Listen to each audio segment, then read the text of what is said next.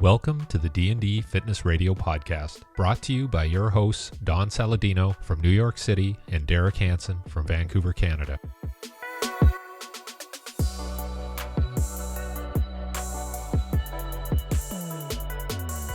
I was just up in Edmonton, Ben. Where is that? Isn't that like the middle of nowhere? Yeah, it's like. I mean, Derek, you're the Canadian here. I mean, it's up in Canada. Yeah, anything west of, or east of the Rockies is pretty much the middle of nowhere. So yeah. Vancouver's supposed to be really cool. Are you a skier? I did the skiing thing, and then I did the snowboarding thing, and now I'm old, so I'm like, I fell a couple of times. I'm like, man, now that I'm in my 50s, yeah, this isn't good. So I gave all my equipment to my son, and now he does it. So that's cool. So Ben's a big skier. I love skiing. Yeah, I tried snowboarding for like one season, but I love skiing. Yeah, it's different. You fall a lot harder in snowboarding. That's all I felt like. Yeah. Well, it's like your tailbone and your wrist. Yeah. You snowboard, right, Don? Yeah, I'm actually I'm gonna be up in Whistler on family and I are going December 25th. It was funny because we booked a flight at like 3 p.m. thinking like the kids will get up and like open presents, and by that time, like noon, we'll head to the airport 2 hours before. And then Delta calls and they're like, flights have been changed to 11. And we're like, okay, that's early. And then I get another call. And they're like, flights have been changed to 7:30 in the morning. And I'm like, what the fuck, right? What? I had to like just change all my flights. And now we're back. Oh, it's a shit show. Where are you going this year? For Christmas? Well, I mean, Christmas and skiing. I'm curious. Well, yeah, Christmas going to Florida. My mom is like, it's kind of coincidental, but my mom's 2 hours from Nicole's parents, so we do both. That's cool. And then skiing, I don't know. I honestly only ski. I used to ski a lot. I'm from New Hampshire. But now I ski like once every 2 seasons. It's like a thing. You got to fly. It's like there's nothing around here. So I realistically, I'd like to say I go more, but it's like once every 2 seasons. I usually go Park City or Jackson Hole. Oh, I haven't been to Jackson Hole yet. That I want to see. Jackson Hole is cool. It's like, it's good because like they have like family friendly stuff, and then they have like you can really ski there. The place you got to check out. I know you have a friend that just moved around there, but is Big Sky, Montana. Yeah, Big Sky's sick. Yeah, so that's like, I went there 3 years ago, and that might have been the most extreme terrain I've seen like anywhere in North America. Yeah, they say that and Jackson Hole is like apparently like the hardest mountain, that they say, like whatever that's worth. Big Sky's been pretty awesome. But Derek, I don't know if you're going to come meet me. Yeah, well, he doesn't. Yeah, we'll see. Yeah, it's not too far. It's like an hour and a half for me, right, to go to Whistler, right, Don? That's where you're going. Yeah, so this is kind of funny how this worked out today, because Ben, I remember years ago, so Ben and I became really, really good friends. And I've told this story. Ben, you were in my presentation over the weekend. Actually, you were in my presentation. Oh yeah, you were in my slideshow all year. Oh, cool. It was like it's never too late to start in digital, because we were all like, Dennis is even talking. They're like, look at. Oh, Ben. so I'm in your slideshow as like the idiot that like didn't. No. You're basically like, this guy's a massive success. Oh. And, but he did it when it was the right time. I'm not a believer like, oh, it's too late, or it's not. Like when it's the right time for someone, it's the right time for someone. Like you just gotta, like in this business, I feel like you just gotta feel it. Like you can have a million people around you telling you to do something, but unless you're like feeling it, or unless you put time aside. Well, the thing for me, my first program, I don't have anything to compare it to, but in my mind, I have a lot more people doing it than I would have ever thought. So there was a part of me that after like a week of releasing this thing, because I worked on it, I actively worked on it for like 6 years. As embarrassing as that is to say, I shot all the videos and like 6 years ago. And remember at my wedding, Myers? Oh, yeah. It's the guy's so Myers' wife, Ellie, was my model. We did this like 6 years ago. Shot all this stuff. And then our camera guy turned out to be a scammer and just took my money and ghosted me. And he was working with them too. He was, I did it off a personal referral. He was helping them with some stuff. And he just scammed both of us and just left. and ghosted me, and I never saw the videos. The videos never saw the light of day. And you know me personally, but other people don't. But I there's almost nothing I hate more in life than just like filming a bunch of exercise tutorials. So when I did that, it was 4 days of filming. And because I have a men's and a women's program, and it was 2 days for the men's, 2 days for the women. And I was just like, fuck it, wasn't meant to be. So that was like 6 years ago. Then maybe 4 years ago, I forgot we were recording. So I was like, I'm throwing some people under the bus here, but whatever. And so then maybe, 4 years ago, one of my clients connected me. This girl had like a popular Pilates app. So he's like, used their company. And you know my personality, other people don't. I was like, yeah, cool. Success leaves clues. They're probably good. I signed something for like the first Zoom call. And it was, but I didn't read it. I just assumed, I just signed it and got on the first Zoom call. And come to find out, you had to pay in like 6 installments. And so I get on the Zoom call, and this company just sucked. The everything they were saying, I just didn't like. And everyone has their own way of doing stuff. Maybe this Pilates girl liked it. To me, it was like the cheesiest app ever. I never would have used it. And they were using a third-party software. I didn't know this, but the third-party software, the owner of that company used to write to me all the time saying I could use his platform for free. So I was like, why would I use this company? So after the first call, I was like, hey, thanks, but no thanks. And I just left. And like 8 months later, I got this thing saying I owed him $30K. And I was like, how about you kiss my ass? And they were like, long story short, what I signed, it's a live and learn thing. What I signed, I technically owed them the money for this first call and everything. And, I come from a small town. I sort of like forget that there's snakes out there, but there are. Terrible. So I got snaked a second time on the project. And then again, I was like, fuck it, I guess it's not meant to be. And it wasn't like I was working on it every day for 6 years. Because I train people. It's like now having done a program that's online, people always used to tell me, dude, you got to, a good social media, you got to create passive income. I'm like, yeah, you make money while you sleep, passive income. Then I launched the program and I'm like, this ain't passive. Like, this is a lot of work. This took me a lot of time, and it's constant upkeep. There's constant customer service. And, I'm somebody like, I don't always respond to like my messages. If you're asking free advice, it's like, I'll do it if I can, but like, I take it seriously when people give me their money. So when my program buyers have questions and stuff, like it's actually a lot. And I'm realizing now why all the most successful people online don't really train that many people. Cause it's like, it's 2 full-time jobs. It really is. So I think like in-person trainers all think of the online world like this passive income, like you're just chilling and just raking it in. And I think that there is a lot of like potential upside to it, and you can scale it way more. I'm finding that, particularly as somebody who has never had a gym or trainers and doesn't want a gym or trainers, that's a whole nother can of worms. But I really feel like a lot of trainers that start a gym do it just because they think they're good trainers. And then I know enough to like talk to all my gym owner friends, and like there's way more to it than being a good trainer. I think I would probably be close to the worst gym owner ever. I feel like I'm a good trainer, connect with clients well and stuff, but like, I'm disorganized. I hate managing people. I'm sloppy, like everything like that, like isn't conducive. Like I think I'd probably run a gym right into the ground. So I've never done that. But with that, the online stuff is a good way to scale. Now, that said, it's like way harder than I think people make it seem to do well.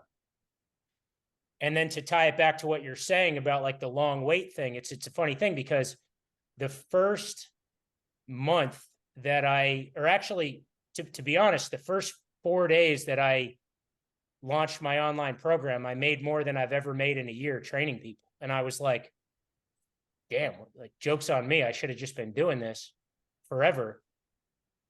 And then I sort of realized, well, and then it by the way, then it like slowed way down. I had a big bump in the beginning, and then it just like slowed way down.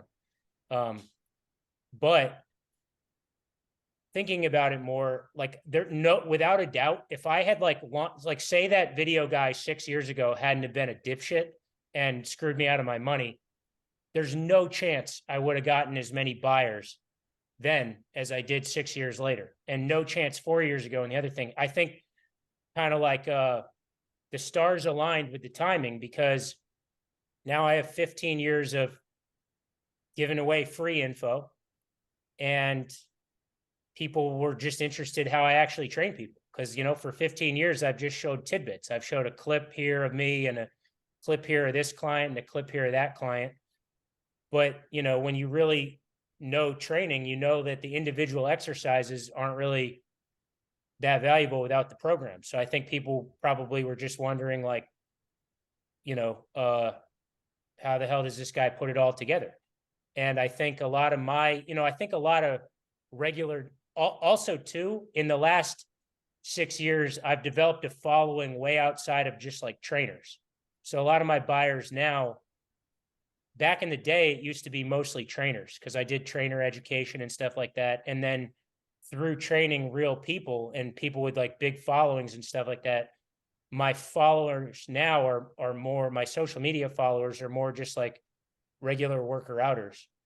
And there's way more of those than trainers. So I think that's all to say that, like, in one way, you know, the program was successful the first week I launched, but in another way, if you really like broke down how much money it was for like 15 years, it's actually not that much, you know, like, it's, you know, it's there.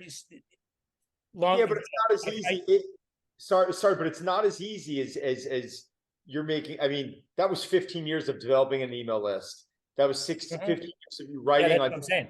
Yeah, like T-Nation, all this stuff. Like, I first heard about you on T-Nation, and I read a few of your articles. I think it was early on, man. It's so long. This is probably back when you were with Boyle, and I started hearing your name, and I was reading your stuff, and I was like, oh wow, this guy's smart. Like he knows his shit. And then I saw you kind of lifting.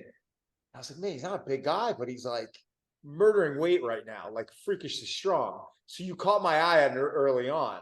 And you know how coaches are, like, you put, like, there's these two buckets. Like, you look at, you said the word dipshits. Like, there's certain people, like, I was looking at one today, not to mention his name, and I'm like, oh God, it's just like, every time I see him doing something, he doesn't, it's just like, you'll have to tell me off air, because I get a kick out of the dipshits, to be honest. It's so funny. People get mad about it, but like, I get a real kick out of it. I think it's hilarious. But then, like, there's other people that I put into a bucket of, like, I look at them and I'm like, that's good coaching. Or like, I'm like, I'm almost like proud of it. Like, I don't even know the person, like, nice delivery, good exercise selection. Like, you're sitting there and you're almost like proud that this person's, you know, representing our field in a certain way. And Derek, the first time Ben reached out to me, when I was, ironically, I was on a train going up to see Mike Boyle. So I'm going up to on a train. That's funny. Yeah, so I'm going on a train up to Boyle, and I talked about this in one of the conferences. It was like a slide on networking. And wasn't I calling to like send you a client? Yeah. But you and I sat on the phone, and I remember because I was on the Acela, so I went over to they have like a little phone booth area where you could take calls. And I sat in there and I was talking low. Ben and I were on the call for an hour. We were just shooting the shit. It felt like I knew him for years. And the next thing you know, Ben, I go up to Boyle. I'm like, I just spoke to Ben Bruno. I was like, oh my God, I love Ben Bruno. We just start, like, he worked, blah, blah, blah. I'm like, I know. I was literally just on a call with him. Then I go back to New York, and Ben comes into my club. And we, like, instantaneously, like, we're at lunch, we're working out, he's making me laugh. We're like walking around New York City, checking out shops, we're just hanging out. Then he comes back in again, and he's like, oh, I got two friends I want you to meet. And I go, who? And he's like, Kelsey and Dennis and Kelsey Heenan. Yeah. And I'm like, oh, and they walk in, and I'm like, oh. And then I'm shooting content with them like a week later. And then a year later, I become really good friends with Dennis and Kelsey. And they're like, oh, we have a friend we want you to meet. His name's Luca Hosiper. Yep. So, like, it just starts. Gang. It's like, and then the next thing you know, we're all at Ben's wedding, and we're all at the same team together with Gunnar Peterson, who I met at Kenny Santucci's event. And it's like, it's like this big domino effect. And you're sitting here realizing, like, oh my God, when I get together with these people, these are my closest friends. These are the ones we have the most in common with. And Mel and I mean, Ben could have gotten married in Bangladesh. It didn't matter. We were getting on a plane to go see him. There's certain people that you that was a fun ass time, by the way. Thanks again for coming.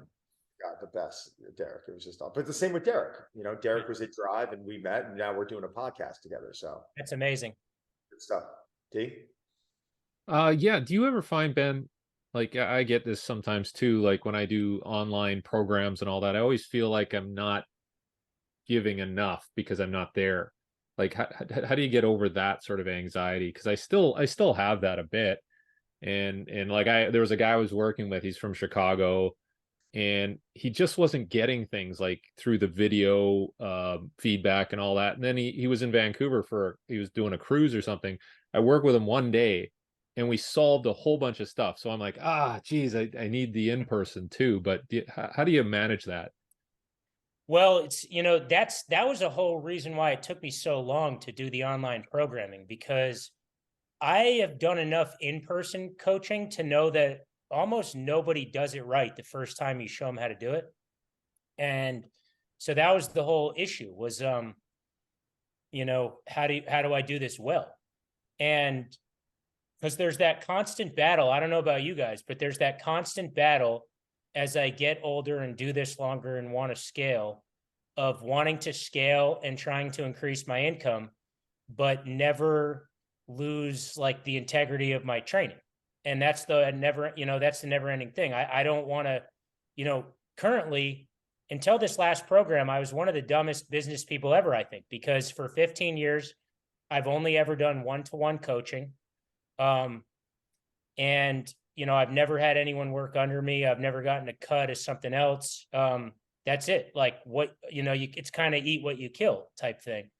And, I've managed to do pretty well with that. But the only way I've done that, and you guys can probably relate to this, but like for 15 years, I've worked 6 to 7 days a week. And that's just like it. I just, I remember saving for the down payment on my house and just being like working backwards and going, okay, I got to make X amount of money. And this is what I make an hour. And this is what taxes hit me with every year. So this is how many sessions I got to do.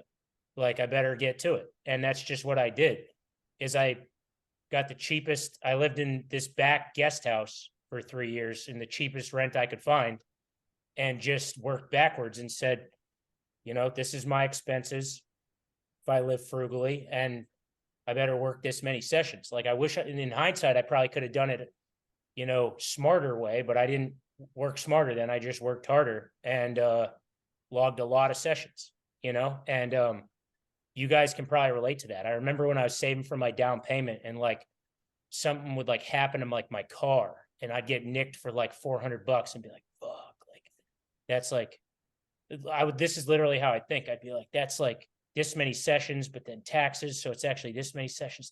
Fuck, like I wasn't expecting that. Or like, you'd go to like a more expensive dinner and just be like, anyway, that's the only, when you're in a job where you trade time for money, that's the only way to make money, is to work more. So, I used to work at this trainer only gym, and they would be, I remember the gym owner would be like walking into lift at 9 a.m. on a Sunday, and I'd be like 2 clients deep. He's like, who the fuck's this guy? I was just doing that every day. And, I don't regret it, because the other thing is when you do that many sessions, like, I think you just become a way better trainer. I interned at Boyle's, and it was like the best place to intern, because in the summer they have like 400 people come through the door a day.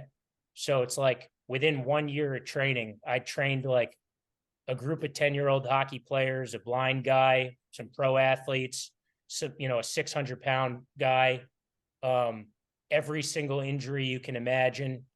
And like, that's the way to get good, is just doing it all, to where like, now I feel like anybody that walks through the door, they could tell me any ailment they have and I won't blink. I'll just be like, yeah, fuck it, I got you. Even if I have no clue, I like have enough of a clue to do the first workout confidently and then learn how to do it after. That's literally what I do. If somebody walks through and they have like something that I've never heard of, as long as it's like, I feel like I'm not going to hurt them, I'm just like, yeah, totally, I got you.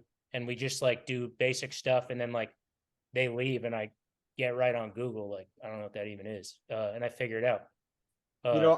I really think there's something to be said about that, right? It's like having that work ethic in the training business, and you almost start playing these games, Derek, right? It's every week, because, I did it for 25 years. It was like, all right, well, how many sessions am I getting this week? And by the end of the week, you're like, oh, I hit 47, or oh, I hit 55. Yeah.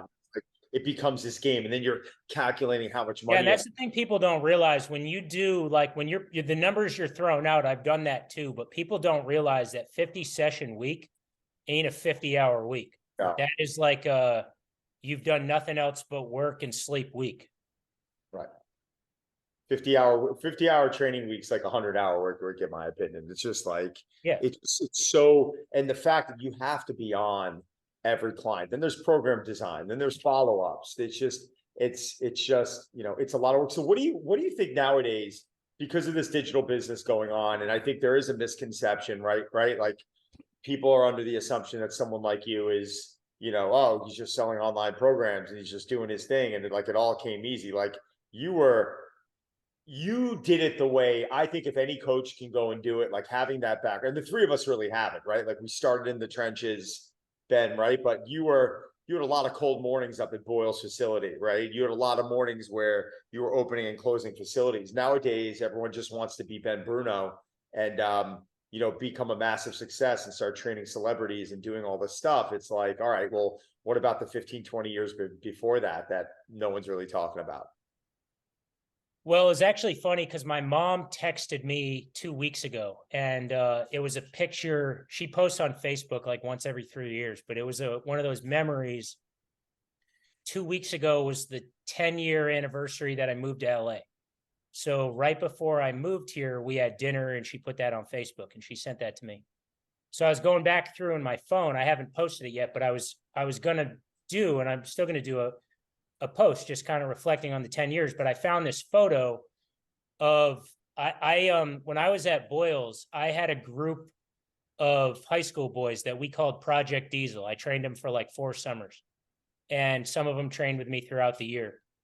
But it was all hockey players and 2 football players. They just loved to work out. By the end of Project Diesel, they were all taller than me. I'm a short guy. They were all like bigger than me and stuff like that.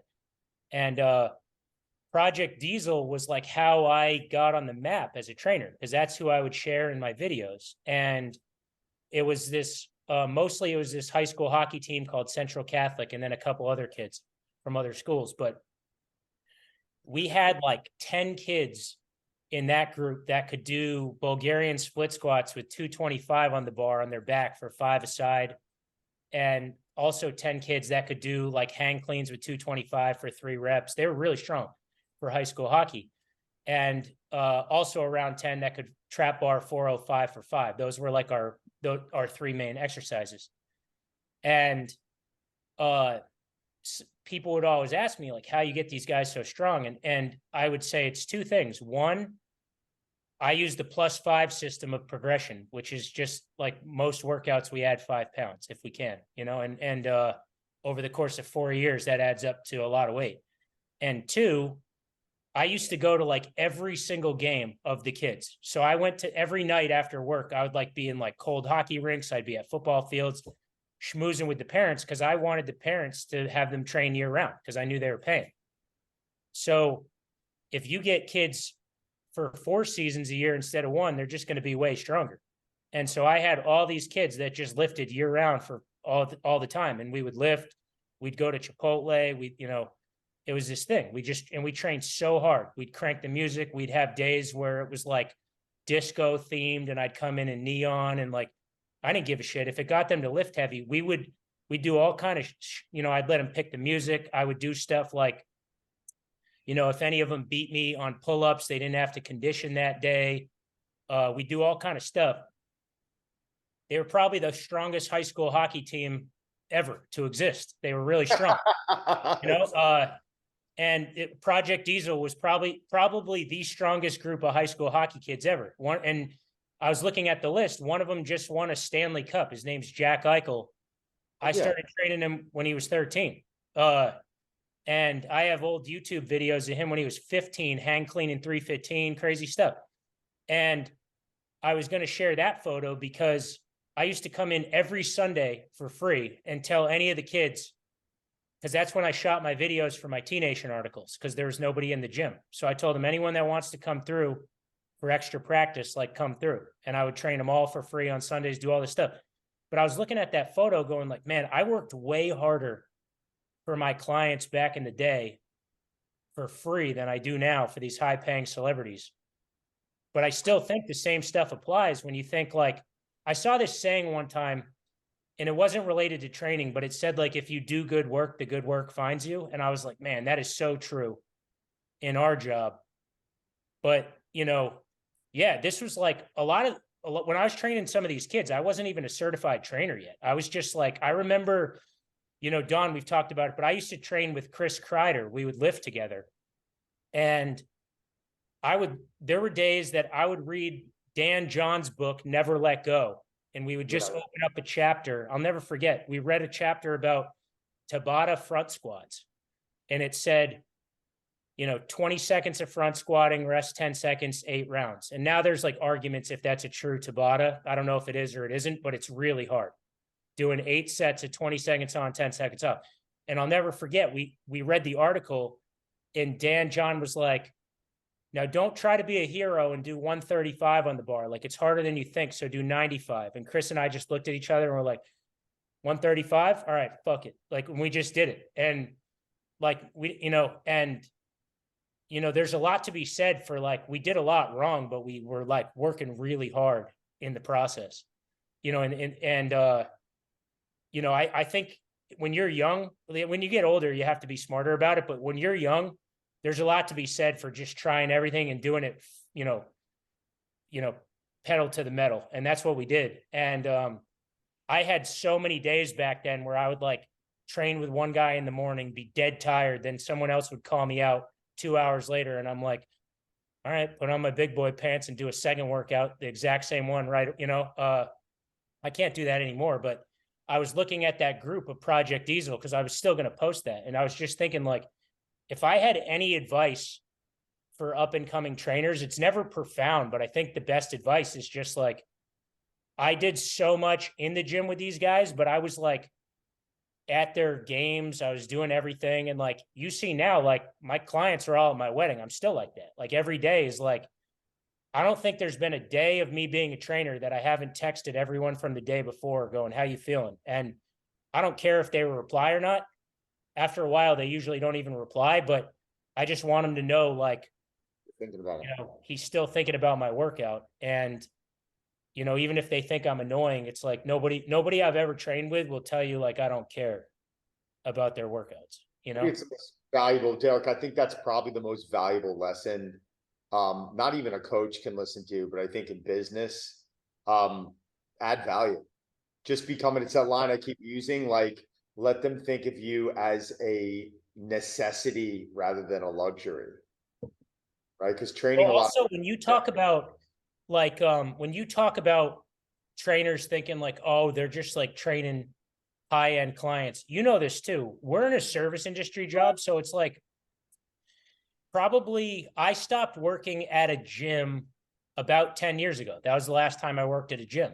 So in some way, you work for yourself, that, in some way, but in another way, if I have 15 clients, I kind of feel like I have 15 bosses in the sense of like, I know without saying, anybody that trains real people and particularly like high-end people with schedules and stuff, not a day goes by. Like on social media, it might seem like I'm just like chilling, but I'm getting dicked around on my schedule every day. I'm, bending over backwards every day to make it work for everyone.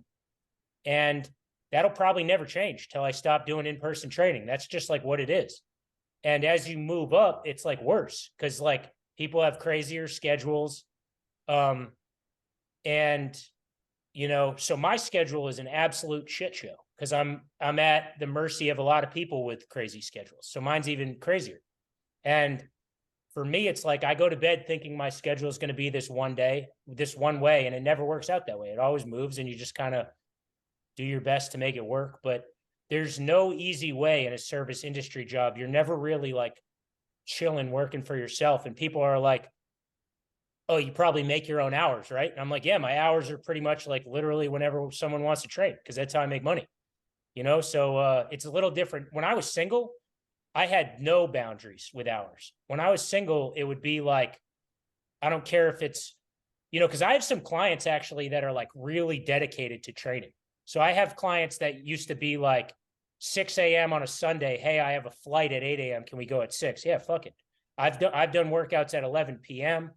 For me, it's literally like when you talk about the high end clients, I'm not naive to the fact that like most trainers would probably give up their whole book of training for a lot of my clients. They just would. And so I approach every single day like I have to be available. And that's just what it is. So I'll pretty much do it anytime. I've had to draw a little more boundaries as I get older. And now that I'm married and stuff, I'd probably like have to face wrath if I trained at like too weird at times. But that's just how I am. I'm a worker, and it's like you have to do that, I think. And I take pride in the fact that I have a lot of clients that could probably train with any trainer they want, and they would just take them on that day. And I've had them for 10 years since I've been here. And I think that comes from like never losing sight of like, we might be cool, but at the end of the day, like we might be like friends, but at the end of the day, like I better be available. I better be on that day. Even the clients I'm friends with in our paid workouts, if I'm having a bad day, they don't know it.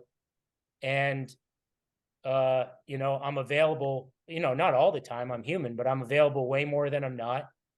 I'm texting them, how you feeling? If we add in a new move, I text them the next day, make sure they're feeling okay. If they have any injury that's been nagging them, I check in on them. And, I think that's how you keep clients.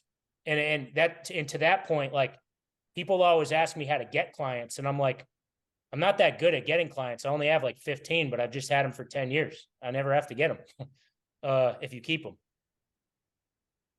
Dave? Yeah, I'm reading. I don't know if you guys watched the streaming series, The Bear, about the restaurant.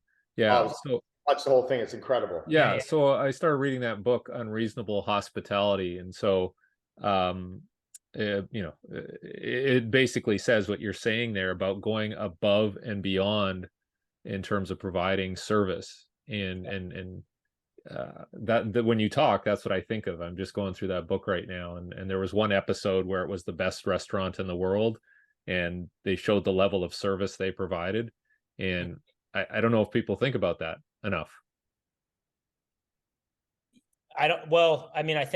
I think successful people probably do. It's like, I just got back from my honeymoon, and we went to this one hotel that was like considered one of the best hotels. And we got there, and because I pay attention to this stuff. I'm a service industry guy too. So I paid attention, and I just thought like the guy, so my wife has like a lot of food like restrictions, gluten, dairy, whatever. And this is in France. They don't even, it's not, English isn't even their primary language. But the waiters by our second day, knew both of our names and all her dietary preferences. I've never actually seen that ever in a restaurant, that they knew that. And I just thought like, this is like one of those fancy hotels that, all the big shots get married at and whatnot. And the whole time when they brought your towel to the pool, it was like they used your name. They remembered, they remembered they had this outdoor pull-up bar, and they remembered that I like to use that. So they were telling me like, okay, the water's clear this time of day. And I just thought like, there's a reason this is like considered one of the best hotels in the world. Like every single person knew Nicole and I's name by like pretty much when we got there. And I was just like, I don't even know how they did. I don't even know how they did that, but I know why they're successful. Yeah. I mean, now I want to pivot for 1 second, because the one thing that I love about your training is the simplicity of it, right? Like you and I always talk about it, where I think even with your program design, you'll post things that I think are new movements and cool, and I think they are eye-catching. But I think when it comes down to your program design, like I'm more of a basic type person. I mean, obviously we both understand that different people need different things, and Derek knows that as well as anyone. But what is your mindset when it comes down to program design and exercise selection? And I think a lot of things that you're seeing on the internet right now that unfortunately people are putting up just to act as clickbait. Yeah. Well, so I have a lot of thoughts. You can tell me to shut up at any point, but we do full body workouts more from a practical reason than anything. And that's, I don't have a single client that has a set schedule with me. So I just personally believe that full body is like the simplest way to do it when you don't know when someone's next workout's going to be. You know, we usually schedule day to day. So like when I say I do full body, what people don't know behind the scenes is that most of my clients, we schedule day to day. I'm not sure when their next workout is, and they're often not sure when their next workout is. So I think a lot of the splits can work very well, but it requires a more set routine. And so it tends to work better for people that have a set routine. So I don't train anyone like that. So we do full body first and foremost. Now that said, when you see someone on a day-to-day basis, full body doesn't mean we're just hitting everything equally every day. It means like if somebody's legs are tired one day, we might go easy on legs and heavier on upper body or vice versa, that type of thing, or whatever. But I just think full body, I always say practicality trumps perfection. So when you don't know when people are going to come, I think full body is the way to go. So that's what we typically do. There have been times I've had athletes with a set routine where we do upper, lower and whatnot, but by and large we do full body. Also too, I always think that most internet arguments amongst trainers come from people just coming from a different context. Bodybuilders arguing with sports trainers or power lifters or stuff like that, where they just have different goals. But different training goals dictate the training. And, so for example, I don't really train any guys that are trying to be like that big. Like the guys that I train use like Brad Pitt Fight Club as their goal physique. And I train, basketball players that don't want to be big. So I'm very open, me myself, I'm a lot smaller than a lot of trainers, and I don't personally like being bigger, like right now I'm like 165 pounds and I like it. Like that's, if I had it my way, I might be even like 5 pounds less. Like I've always looked up to like Bruce Lee more than Arnold Schwarzenegger type of thing. Like and I don't, that's one thing about training, like, or goals. Like, I think beauty's in the eye of the beholder and we can all do whatever we want, and so as a trainer, I just like hear what they want to do and do that, not like what I think looks, and so I think full body's a really good way when you're just trying to be like, muscular and stuff, but not too big. I think that's a great way to do it. Oh, love it. Yeah. See, honestly, yeah, to me, like when someone can do a full dragon flag all the way down, all the way up for a couple reps, that to me is like one of the ultimate where I'm like, okay, you're strong. But like I'm way more impressed by that than like a big bench, but everybody's different. Yeah. And if you asked me my goal physique, I'd rather look like skinny with clothes on. And then like when I take my shirt off, it's obvious I lift. So for me, if somebody told me they wanted to get much bigger, I would probably copy bodybuilders more or send them to a bodybuilder or something like that. But that's not what I do really. And then when you talk about basics, that's an interesting thing as a trainer, because me personally, I've done like, me and my best friend, you met Jason Essex at my wedding. He was in my groom's party. He's my best friend. He lifts with me all the time. And he has the same goal. He's way taller, but is he the guy in real estate? No. He's does movie production stuff. I got you. But okay. He used to play he used to play D1 basketball and then played in Australia. He's an athletic dude, but I do like the same 10 exercises, and I've done them like my whole life. I do like way less variation than my clients even. Like because I know enough to know, like, if I trained my clients how I train, I'd be unemployed, because most people get bored and I don't. So it's like every single workout of my life for the last like 10 years, I either do like a dumbbell press variation or a push up, a chin up or a dumbbell row, a rear foot elevated squat or like a goblet or front squat, and then either a leg curl or an RDL. And that's basically how I train. That's like it. And I push like a bunch of sleds and ride the bike. And for me, this again, everybody's different. I hate being sore. So I like to kind of keep the moves consistent and not really switch it up. I actually have one client like that, an older guy that we've rotated an A and a B workout for 9 years. And literally when I've sent him to other trainers, he goes, email him the workout. He doesn't like to change it up. And to me, that's actually awesome. Like they're both good workouts and he's managed to stay really healthy from 60 years old to 70 years old, which to me, that's great. Hasn't gained, so we don't change it up. He when I met him, he said, every time these trainers try to get cutesy, I get hurt. So we just do an A and a B workout. And I love that.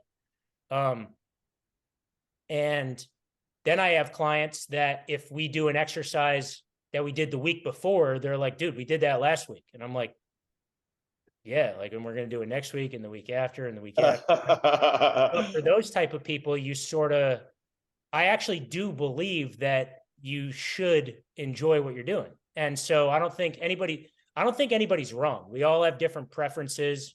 If the three of us went to go eat at like the nicest restaurant in the world, there's all going to be stuff on the menu that we don't like, but it's still like good if you just don't like it, And so for me, those clients that have more like training ADD, I do switch it up more, not too much. Like I try to, as much as I can, get them to repeat things, but we do a lot of, I just call it similar but different. So like instead of like a rear foot elevated squat, we'll do a reverse lunge, then a walking lunge, and then we'll hold the weight up here, hold the weight at our sides. It's all the same shit, but like we switch it up more that way, more just because I know they like it. And I do think people, particularly, if somebody's not a competitive athlete and just training for general fitness, I actually think it's like probably more important that they enjoy it than it's like optimal. So we definitely change it depending on people's personality. And that's the hard part. That's the hardest part I've had within the online program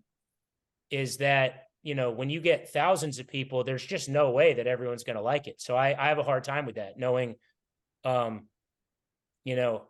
have mine structured in a certain way. And I'm like, I hope people like this, but I just know not everyone will. And that's fine. In time, I'll probably have more programs and stuff, but from being an in-person trainer, a lot of the variation that you see me share on social media is for those clients that just like different stuff. But if you were to like look at almost anything I've ever shared, they're all like cousins of like 8 basic moves. They're just, you just tweak it a little bit different. And I actually do think there's probably a physical benefit. We like to laugh about the whole like shock the body thing.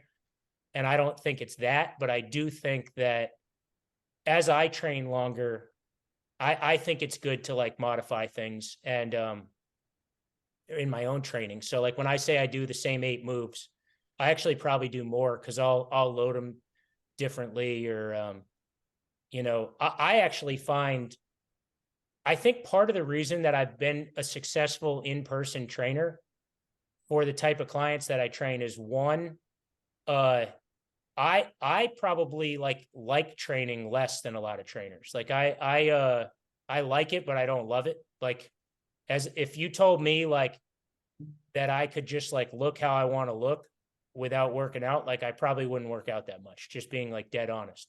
So I think I have kind of like in my own training kind of figured out that minimal effective dose thing that a lot of real people probably appreciate too. Cause I don't train gym rats. I train people that want to look and feel good, but not like give their life over to the gym. And that's how I am. So I think that's helped.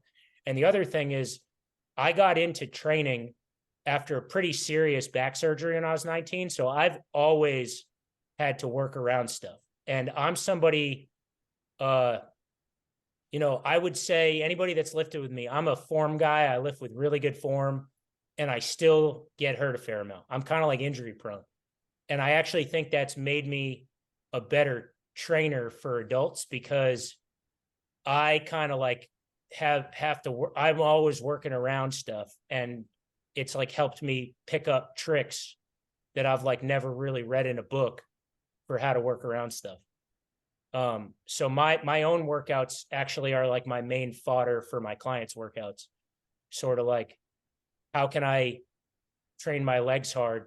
I had 2 knee surgeries when I was 19 and 21. Like, I don't think the internet likes to say this, but I do think like if you have joint problems, even like the safe exercises aren't safe if you're going super heavy. So it's like, people will say, if you have back problems, front squat instead of back squat. And I can tell you that like if you front squat heavy, it's still not that joint friendly if you have joint problems, and if you dumbbell bench instead of barbell bench, but you're using really heavy weights and you have shoulder issues, it's still not that joint friendly. Like your shoulder's still going to bark at you when the weights get up to a certain weight. So I've kind of found a lot of ways myself to get a good training effect with like not going quite so heavy, which I think a lot of adults appreciate too.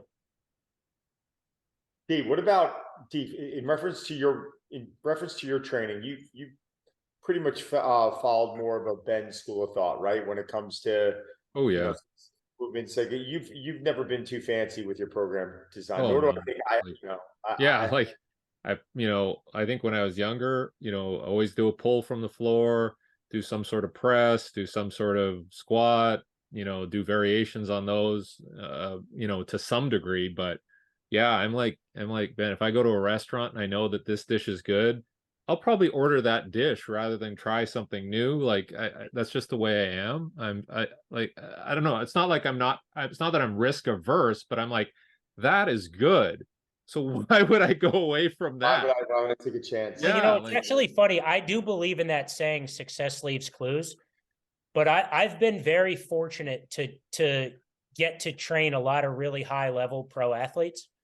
And training pro athletes is an interesting thing because I'm somebody that when I get somebody that's already very established as being very good in their sport, I never try to like reinvent what they're doing. Because when you train pro athletes in the private sector, I'm not doing it year round. That's just like for a couple months in their off season. And so to me, like they're already good. Like, and I do believe that, and I tell them this, I think they know their body better than I do when you're very attuned. So I just listen to them and sort of like keep it going, whatever they've been doing, and offer input if they're doing something that I think is going to be detrimental. But a lot of really good athletes sort of have their routine where they could tell you just their routine. That's just like what it is. And they never, I trained this guy, Brad Beal, who's a great, great basketball player. You met him once, Don. But at the start of every single summer, he always says, like, it ain't broke, so let's not fix it. And we just do the same thing and try to get to the point he was at the end of the previous summer and go back and do what you do. I'm not trying to like turn these guys into weight room warriors. It's like they know what they feel good, what makes them feel good and stay healthy. And, if we find a system that works, we just, I was actually looking at some of the clips of this one basketball guy that I have over like the last 7 years, and it's just the same stuff every summer. And then when you look at most people in physical things, they all have their routine. Like if you watch like Ronnie Coleman's DVD, I used to get bodybuilder DVDs, but if you ask Ronnie Coleman his routine, he won't even tell you like, this is chest day, this is back day. He'll tell you the sets and the reps and the exercises. He just does the same routine. And it's, it's his routine. And like, who's to argue with that? And I do think that it's usually like the people that don't see great results that are trying to like hack and biohack their routine to like, get it perfect. And it's always funny to me when I see like people like, fitness guys online that are like weak, skinny guys trying to like biohack everything. And I'm like, I don't think your routine's better than the rest of us. Like, I think it's worse. Like you're trying to like overthink it. And there's a lot to be said for just like having your routine that's repeatable and you just keep, you just do it. But and that said, like we're all built different. Like when I stand next to Don, it looks like I've never touched a weight in my life. And, you know, it looks like he's just going to put me in a locker and take my milk money. I love that line. And so when I see him, there's a lot of exercises, Don, that you do that I know like those bother me, but I know they don't bother you. So I don't think they're bad for you, but I think they're not good for me. And then there's probably some that I do that based on your injury history and body type and stuff, you'll go like, I don't like this one, you know, and neither of us are wrong. We have like the same principles behind our training. And then you kind of like plug and play exercises. You know, a lot, my training partner that I told you, he's 6'7" and I'm like 5'8", 5'9". So like, we don't do well with the same stuff. Like lifting is different when you're 6'7". So it's like, you know, there's modifications, but like, you know, like my lifting partner and I actually don't do the same stuff. We're just kind of in there together, but it's the same. Like we both do full body. We both do just like one exercise for each muscle group, blah, blah, blah. But like you know, there's a million exercises. If you saw the way I train, a lot of people will say like, you know, Ben likes these exercises only. But then if you were to sit in my gym, a lot of my clients do way different exercises than I do, but they're different, you know, they have different injury history. You know, I've been lucky to never have like shoulder problems, for example, knock on wood. Now it'll probably hurt my shoulder. I got to be honest, like I read all this stuff about how dips are dangerous. And I'm like, I believe you guys, but I've done dips my whole life and they don't hurt me. So like, but then at the same time, I'll hear stuff where people go, you know, there's a lot of like arguments about like back squats, for example. Are they good for your back, bad for your back? I don't think they're probably bad for a lot of people's back, but I can tell you as somebody with back surgery, like I have pretty strong legs.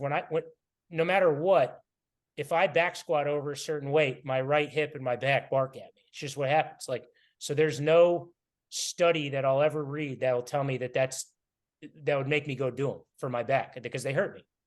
And I have clients that can't do dips, so we don't do them, but I can do them. It's like it's an interesting, you know, it just is what it is. 100%. So Ben, listen, we just hit like pretty much hit an hour. I mean, yeah, I don't even know where the hell the time went. Can you let everyone know about your programs, where they can find them? You know, any information, your Instagram, your website, whatever it is, so they can go check them out. Yeah, I have an Instagram. It's Ben Bruno Training, and I think the link for the programs on that probably links to the website too. And I have Twitter, but I barely tweet. But, I'm the same way too. Derek, do you have Twitter? I have I Twitter, do, but and then I started that Threads, and I loved it for the first week, and then I forgot that it existed. So, what's going on with that right now? I mean, I think I'm even signed up for it, and I haven't put one up yet. Yeah, it's basically Twitter, I think. But basically Instagram's the only one I use. And then I have a TikTok that it's actually funny. I started a TikTok, but the guy that helps me with my video for my app does the TikTok. He basically like reposts my stuff off Instagram. But I'll go on and check. Basically, I just get trolled 100% of the time on TikTok. So I told him like, you can stop the TikTok, man. I don't think it's going to move the needle for my life. It's all kids that just tell me how dumb I am. And crazy. I can't. But what are they saying to you? What are they like? You don't know what you're doing? If I post my clients, that you know, it's funny. In like trainer world, a lot of like power lifter types call me wimpy by my exercise selection because I don't, you know, do back squat, that type of thing. They think it's like overly conservative. And then in TikTok world, everything I post, they're like, RIP to this guy's knees, RIP to this guy's back. He's going to get hurt. It's amazing how some dipshit. It's amazing how some dipshit kid's going to criticize you. Oh, it's funny. Well, it's also funny to me because on TikTok, I never put how much weight people are doing. Well, sometimes I do with my clients, but for me, I'm not trying to like call anyone out. I'm just sharing the stuff. I can't tell you the amount of times someone's like, I do more weight. And I'm like, all right, cool. Like, that type of thing. Oh my God, this, you know, it's almost become a bit comical now, right? Like for some reason, I don't know, I don't get a lot of, garbage. Maybe it's just, I don't know why. Once in a I get a while. fair amount, but it's funny to me because like I get a lot of shit from like bodybuilders, but the like not like the successful ones, like the like Oh, the they're always like you know the what I mean? hat. Like it's funny, like all these people like will be like, oh, this guy doesn't even look like he lifts, like I'm bigger than him, blah blah blah. Meanwhile, like I'm friends with like Phil Heath, and he's the most encouraging guy ever. He's always like, that's awesome. Anytime I post a client, he's like, great job, they're trying hard. Like, so I'm like, the most successful guys like are cool. It's always like the dipshits that Yeah, aren't it's always good at what they do. they're the one You know, trolling Ed you. Cohn, like the strongest deadlifter ever, is like always like super supportive of like everything we're doing. And then Yeah. some like power lifters like, man, you're such a pussy. And meanwhile, I'm like looking at the guy, I'm like, you're not even that strong for being a power lifter. But you're just ripping on me anyway. I love it. Ben, you are the best, man. I'm telling you, you really are. And thank you for finally doing this. I know. No, this is fun. I didn't even ask Ben. I was just like, hey, Ben, you got to come on the podcast. We're Yeah, like, no, I mean, I can go as long as you guys want. I got nothing but time. I love you. I love you. Definitely. D, how you doing? Yeah, we'll get you on again for sure. And Yeah, we should bring you back on, and we could just, the thing what we like to do is doesn't have to be training topics. We just like to talk. Like, you know what I'm saying? It's just more conversational. It's just cool. You know, I'm down. I like it. It's fun. Yeah. So let's do it again. We'll do it again in a couple months if you don't mind. Yeah. Yeah, Let me especially- When you're up here, visiting Nicole's parents, you come. Yeah, say- yeah. Dude, how about that day we were supposed to hang and then like you're like everything flooded? It was crazy. Dude, it didn't rain. Derek, it didn't stop raining out here for like a week. I've never Oh, seen it. I saw that. What's I that? saw- Did your yard flood? Because their whole yard flooded. It was like crazy. We had a flood in a section, but then it was gone the next day. Yeah, I was like, this is weird. Unbelievable. All right, Ben, I'll give you a call next week, brother. And All right, sounds good, guys. Take care. Thanks, Thanks, buddy. Ben. Bye.